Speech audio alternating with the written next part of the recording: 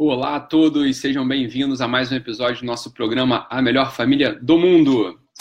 Que bom que vocês estão aí com a gente de novo nesse pós-Natal. Espero que tenha sido tudo bem aí na família de vocês. Vocês tenham passado uma ótima noite, tenham trocado os presentes, tenham convivido aí com seus parentes, tenham matado as saudades aí e tenha corrido tudo bem com o mínimo de confusão possível. Então, queria saber se vocês estão conseguindo me ouvir bem e me ver bem. Queria que vocês avisassem aqui pelo chat para que eu saiba que está tudo bem com a transmissão. Estou vendo que Ana Cristina Cristaldo entrando aí com a gente agora, muito bom. Só queria que vocês digitassem um oi, dissessem se está tudo bem, para que eu saiba que, enfim, que está tudo ok com a transmissão. Então, Vandina entrando, Júlia, tudo bem, Júlia? Carlos Eduardo Cominha entrando também, Josiane Medeiros, falou que está ouvindo bem, vendo bem, Gilmara, ótimo. O pessoal da equipe aí também está na escuta. Camila Roster, desejando Feliz Natal, Camila. Muito bom, pessoal, muito bom, muito bom. Falou que chegou a tempo, a Drica, Eliane Martins aí com a gente também, Bianca Nunes, falando que som e imagem estão ok. Ótimo. Então, pessoal aí no período entre festas, acompanhando a gente, não perdendo nenhum episódio aí do nosso programa. Muito bom, fico feliz de saber que vocês estão aí ouvindo bem. Queria que vocês anotassem também o número, né? Lembrando aí o número do celular aqui, para vocês poderem entrar em contato comigo. Lá pela metade do programa é 21, tá bom? 993889218, tá bom? Então esse aí é o número do celular para vocês entrarem em contato comigo, tá bem? Edi Nogueira falou que tá tranquilo, em nome de Deus, que bom, que bom, que bom. Fico feliz, Gisele Lamarck entrando aí com a gente mais uma vez, ao vivo também, ótimo. Mipom falou que tá falando de Edimburgo, muito bom. Excelente, pessoal. Eu queria hoje falar com vocês sobre um tema, né? Então, que é bem importante, é um tema recorrente. O Douglas falando que tá de volta aí, a rotina, muito bom, Douglas. Isso aí, cara, muito bom. Que é um tema recorrente, é um tema de dúvida recorrente nas famílias e provavelmente vocês também já se depararam com essa preocupação em algum momento. Se vocês têm filhos pequenos ainda, pode ser que não seja uma questão tão premente, assim, que já esteja no dia a dia da família de vocês, mas para quem já tem filhos ali na faixa dos 10, 12 anos, já começa a se preocupar com a questão da adolescência. Então a Luciana, olha só, a Luciana Gregório falando que se inscreveu no curso, que bom, Luciana, ótimo. Gisela Lamarca falando também que pegou o curso aí, ótimo, fico feliz. Daqui a pouco a gente começa a falar do curso também, então a gente vai interagir lá numa outra área. Muito bom, pessoal, ótimo. Débora Albuquerque falou que está pela primeira vez ao vivo. Seja bem-vinda, Débora. Fico feliz aí de ter vocês presentes aqui nessa terça-feira, dia 26, né? Dia 26 de dezembro de 2017.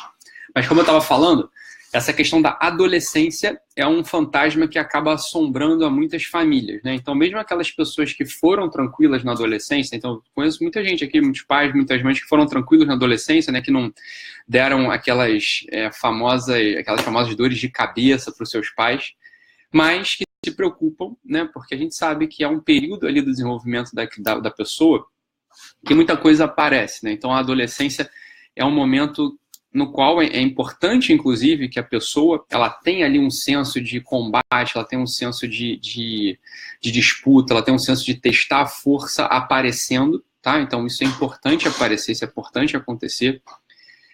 Não que a gente se preocupe com aqueles adolescentes muito pacatos, não é isso. Mas é normal, é natural que na fase da adolescência apareça esse senso de disputa, esse senso de confronto, tá? Por quê? Porque aparece ali uma coisa no amadurecimento da personalidade do sujeito, que é essa necessidade de se confrontar com o mundo, de testar a própria força. Se isso não aparece, né, se essa etapa não é superada, se a pessoa, né, ela não testou a sua força, não confrontou a sua força com o mundo e venceu, mesmo que tenha sido um domínio idiota, né, um domínio absolutamente sem sentido. Então, veja, alguns debates que os adolescentes têm, debates, às vezes, sobre, sei lá, se devia ter prisão ou não, né, se devia ter presos ou não, se os presos deveriam ser alimentados pelo Estado ou não. Imagina, um debate que no âmbito familiar não tem o mínimo sentido, né? Ele só funciona como uma academia na qual a pessoa, né, na fase da adolescência, vai testando, vai treinando a sua força, vai treinando a sua potência. E pode ser uma potência verbal, pode ser uma potência argumentativa, né, verbal, pode ser também uma disputa física. Às vezes os adolescentes precisam testar a força, a verdadeira força física, né, e vai ter as brigas de colégio, né, vai ter, enfim, as brigas ali na academia, as brigas na escolinha de futebol, etc, etc. E isso pode, claro, passar do limite, né, ir para o limite da disfuncionalidade, né, ir para o domínio da disfuncionalidade, né, passar do limite da normalidade e ir para o domínio da disfuncionalidade, no qual o adolescente começa a virar um garoto problema, né, ele começa a ficar sem controle, começa a precisar testar demais a sua força. Por quê? Porque não encontrou uma outra estabilidade que a gente vai falar aqui hoje, tá? Então, a primeira coisa que eu queria falar para vocês é isso, assim, sobre esse período da adolescência. Não é que seja desejável, tá? Mas é normal que uma mudança de comportamento apareça nesse período, né? E a partir dos 12 anos, a pessoa ela começa a ter uma necessidade de testar a força no mundo. E esse testar a força no mundo vai aparecer muitas vezes como conflito, e conflito no próprio seio familiar. Os pais, eles precisam ter a cabeça no lugar, precisam estar calmos, precisam estar tranquilos, precisam saber que esse é um período normal do desenvolvimento e que provavelmente o seu filho vai apresentar esse tipo de alteração de comportamento, que não tem nada de errado nisso. Começa a ficar errado, né, quando a falta de respeito, quando a falta de compromisso, né, quando o desafio com as autoridades, né, o desafio com as normas vigentes passa a ser disfuncional e a criança, por exemplo, começa a tomar suspensão no colégio, é expulsa de colégio, começa a confrontar a autoridade, ou né, paterna ou materna, sistematicamente, né, ele começa a ficar uma pessoa intratável, aí sim a coisa começa a ficar disfuncional. Então, essa que é a ideia de hoje. Eu queria falar com vocês um pouquinho como a gente consegue armar a cama, né, para que a gente possa prevenir o aparecimento dessa alteração de comportamento disfuncional. É claro que não é 100% seguro que isso aqui vai funcionar, né? É evidente, porque entra todo o grande domínio maravilhoso da liberdade humana, né? A liberdade humana, ela tem, né, uma capacidade de se encaminhar por caminhos que, né, ir por caminhos que a gente não consegue controlar, é evidente. Mas a gente pode, de algum modo, atenuar essas escolhas ruins que nossos filhos podem querer fazer no futuro, né? E podem levá-los ao sofrimento. Então, é um pouco isso que eu quero conversar com vocês hoje. O que a gente pode fazer na prática, tá? No dia a dia, para que a gente já possa ir prevenindo, a gente possa ir montando a cama, né? Possa ir montando o cenário para que nossos filhos não sofram tanto na adolescência. Então, uma coisa que eu queria convidar vocês a refletir aqui agora, e provavelmente se eu fizer uma pergunta, vai vir uma resposta na cabeça de vocês, provavelmente, tá? E na maior parte das vezes essa resposta é uma resposta errada. Então, assim, uma coisa que eu em geral converso aqui, que eu faço as pessoas refletirem, é o seguinte: o que faz, né, com que a gente tenha influência verdadeira sobre as outras pessoas? O que faz com que a gente tenha influência verdadeira sobre os nossos filhos? A gente já teve um papo desse aqui em algum episódio, hoje eu queria olhar por um outro ângulo. E pode ser que venha uma primeira resposta na nossa cabeça, o amor, né? Então, se eu amo meu filho de verdade, se eu amo mesmo meu filho, né, se eu devoto ele cuidado, se eu devoto ele carinho, eu vou influenciá-lo. Ele vai saber que eu amo, né? E justamente porque ele sabe que eu amo, eu vou ser ali um porto seguro, eu vou ser uma pessoa que ele sempre vai recorrer quando ele tiver suas dúvidas, quando ele tiver seus conflitos, ele tiver seus traumas, quando tiver, enfim, um desafio, né? Isso pode ser uma coisa que passa pela nossa cabeça, que o amor é justamente essa chave, esse motor que faz com que a gente possa influenciar os demais, faz com que nós nos tornemos um porto seguro. Olha, isso é tão bonito quanto falso, tá? Assim, talvez seja uma coisa aqui que a gente precisa desmontar, né? Eu vou ser obrigado a desmontar hoje aqui, né, para vocês. Então, o amor, né, esse amor paterno, esse amor materno, ele não dá conta de influenciar nesse sentido, tá? O caminho dos nossos filhos. Vamos olhar, vamos parar para pensar aqui na nossa vida. Quem foi a pessoa, essa é uma pergunta que eu faço para vocês, quem foi a pessoa que mais influenciou vocês na vida, né? Provavelmente a resposta que vocês vão me dar não é pai e mãe, tá? Algumas pessoas vai ser pai e mãe, né? Algumas pessoas vão ser muito influenciadas mesmo pelo pai e pela mãe, né? Mas a maioria esmagadora das pessoas não foi definitivamente influenciada por pai e mãe. Provavelmente a pessoa que mais influenciou você na vida foi um professor, né? Foi um mestre, né, que você teve depois na faculdade, foi de repente um sacerdote, um bispo, um pastor, foi uma pessoa que tinha uma função, né, no campo espiritual. Na verdade, Aqui a gente precisa falar com honestidade, né? Quer dizer, não é pra gente confundir a pessoa que a gente mais ama, ou a pessoa que mais nos ama, a pessoa que mais nos amou, com a pessoa que mais nos influenciou, tá? São coisas distintas, curiosamente distintas. E é por isso que a gente está aqui um pouco quebrando um pouco o senso comum, quebrando, né, o que a gente, em geral, falaria assim de bate-pronto se a gente fosse perguntado, né? Então, a pessoa que mais nos influenciou provavelmente não foi a pessoa que mais nos amou, a pessoa que mais nos ama. Talvez não seja nosso marido, não seja nossa esposa a pessoa que mais nos influencia, e talvez ele seja a pessoa que a gente mais ama, a pessoa que mais nos ama, não é verdade? Talvez a pessoa que mais nos influenciou sequer nos conheça, né? Talvez ela não nos conheça mesmo. Talvez seja uma pessoa que eu vi, né, na televisão, que eu vi às vezes num seminário, numa palestra, que eu vi num vídeo no YouTube, que eu vi num programa, né? Não sei, pode ser, né? A pessoa que mais nos influenciou, nos influencia, talvez não seja a pessoa que sequer nos conheça. Então, o que determina, né? O que determina a influência? E essa influência que eu digo assim, é uma influência que vai, né, fazer com que o influenciador seja esse porto seguro, seja essa pessoa que molda um pouco as ações dos outros. É o que a gente quer, no final das contas, fazer com nossos filhos. A gente já falou isso aqui no episódio, né? É moldar, né? Não é manipular, né? Influenciar não é manipular. Influenciar é a gente oferecer para outra pessoa um caminho seguro, um caminho que ela possa se mover de modo seguro, que ela possa se mover com confiança, que ela possa se mover tomando as melhores decisões, que ela possa se mover expandindo as capacidades da sua liberdade, que eu relembro aqui, a liberdade é a capacidade de escolher o bem. A liberdade não é a capacidade de escolher qualquer coisa, né? Liberdade é a capacidade que a gente tem de escolher o bem. Então, se a gente vai tomando decisões na vida que vão fazendo com que a gente não possa mais escolher o bem, a gente não é livre, a gente vai se tornando escravo, não é verdade? Então, por exemplo, eu já falei isso aqui no outro programa também. Uma pessoa que escolhe o caminho das drogas, por exemplo, né, das drogas ilícitas, né, crack, por exemplo, ela não é livre mais. Ela tomou uma escolha, né, que não veio da liberdade, provavelmente. Né, veio ali de uma limitação, veio de uma incapacidade de escolher outras coisas.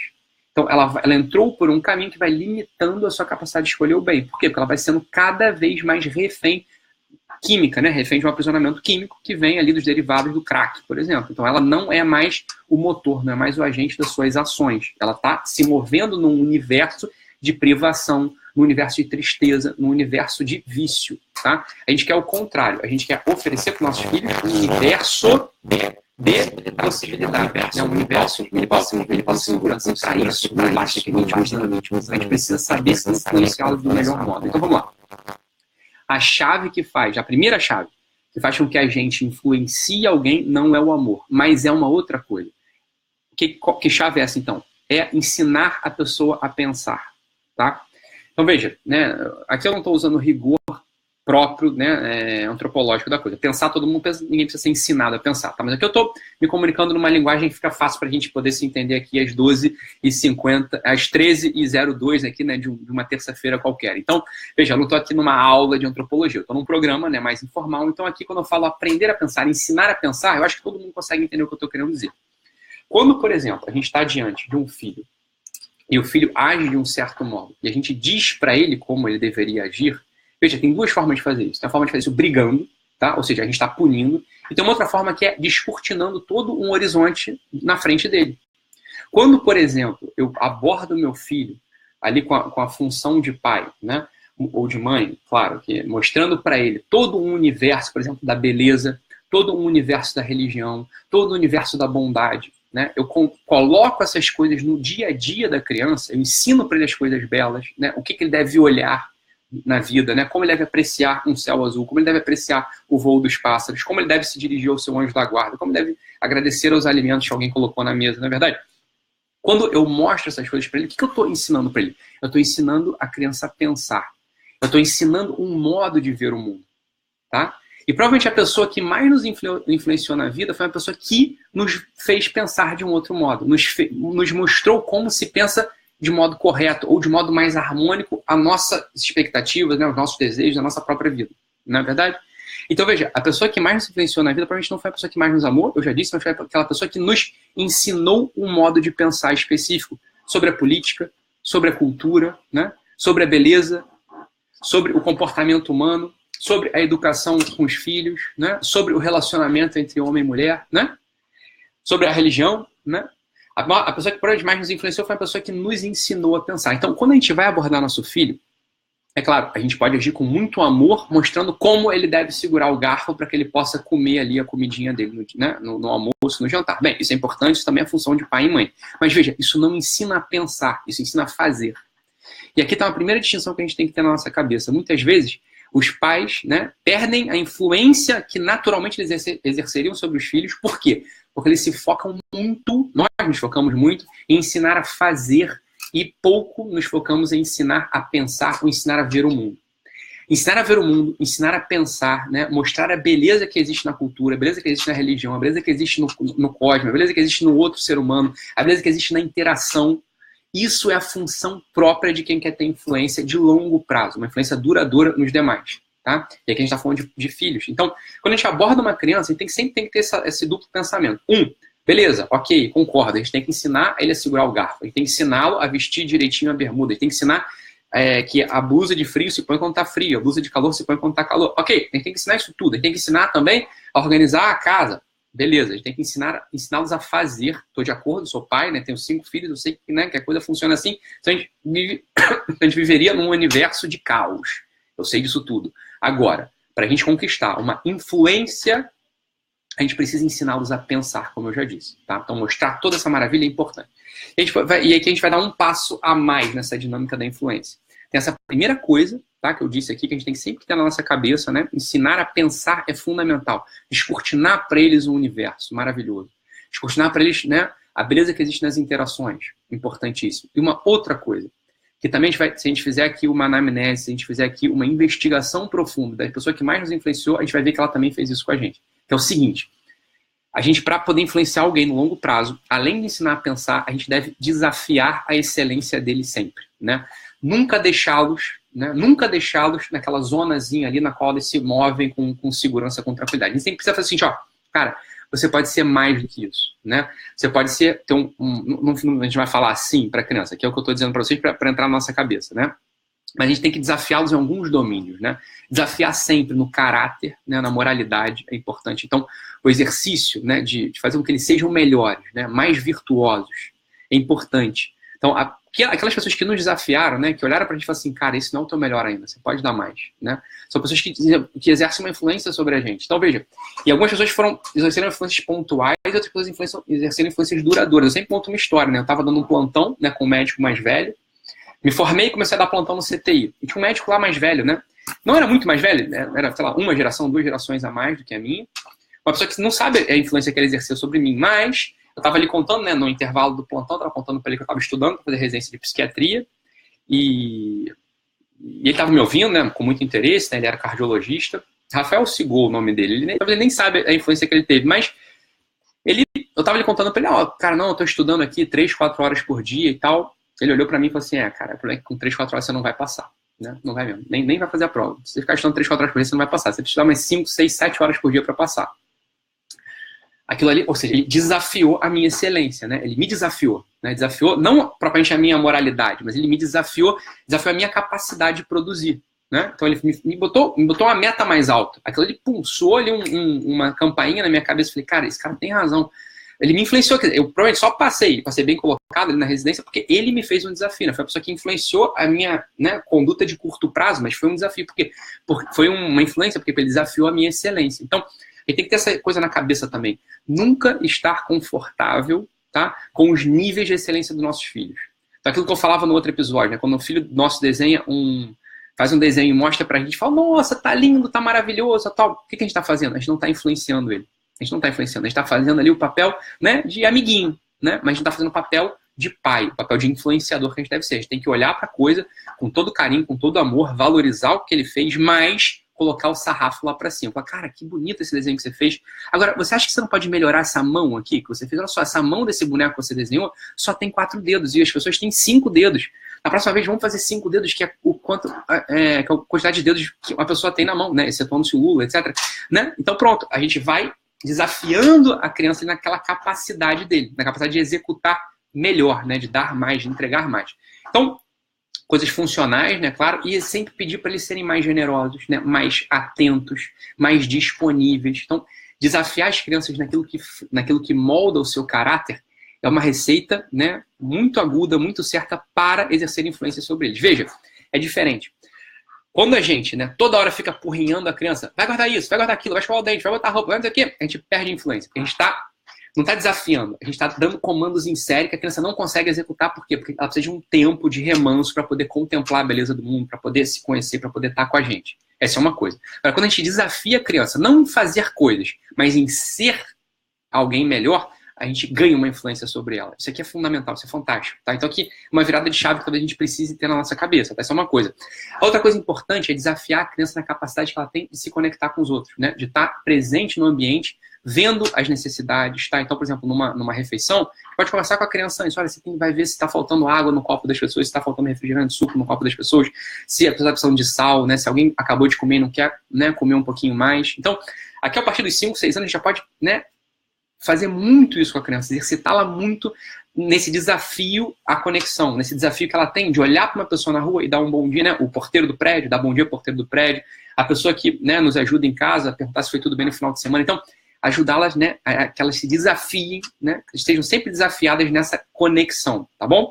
Então, pessoal, falei pra caramba, né? É isso. Hoje não vai ter ligação, porque a gente já passou os 20 minutos aqui, então voltamos com tudo aí do Natal já. Espero que vocês aproveitem esse conteúdo. Isso aqui é ouro, tá? Esse conteúdinho aqui é ouro. Então, a gente pode ser senso comum para uma parte das pessoas, mas aquilo que eu falei, às vezes o senso comum não é a prática comum. E aqui está uma distinção também fundamental. Pegar essas coisas que a gente conversou hoje e conseguir masterizar, conseguir levar essas coisas num grau de excelência na nossa vida, faz com que a gente, de fato, consiga exercer influência sobre essas pessoas que a gente tanto ama, que são nossos filhos, né? Então, queria agradecer a vocês aí, cara, todo mundo presente aqui hoje, né? Então, não deixem de compartilhar esse vídeo. Eu acredito que esse conteúdo aqui é fundamental para muita gente, né? Muita gente tem essa preocupação, tá? De como lidar, como agir, né, com as crianças para prevenir as questões que vão acontecer depois na adolescência. Então, não deixem de compartilhar, para vocês apertarem no botãozinho agora, compartilhar, para que mais gente possa receber esse vídeo, tá bom? Então, Dolores Rosário falando que não perde por nada. Obrigado, Dolores. Patrícia Mara, agradecendo aí. Eu que agradeço a todos vocês, tá bom? Pela presença.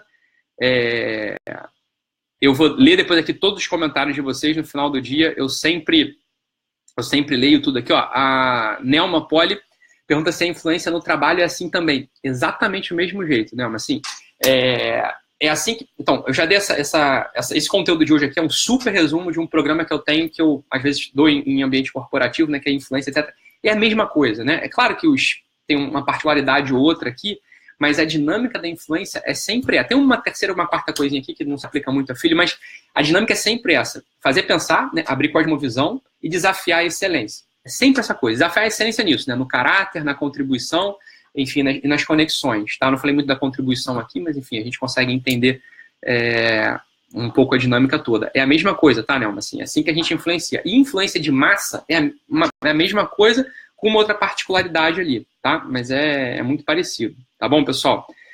Eu vou ler aqui os comentários de vocês, tá bom? E amanhã a gente se vê, não deixe de compartilhar esse vídeo. Amanhã a gente se vê no mesmo horário aqui no blog Como Educar Seus Filhos. Um abraço, pessoal. Fiquem com Deus e até mais.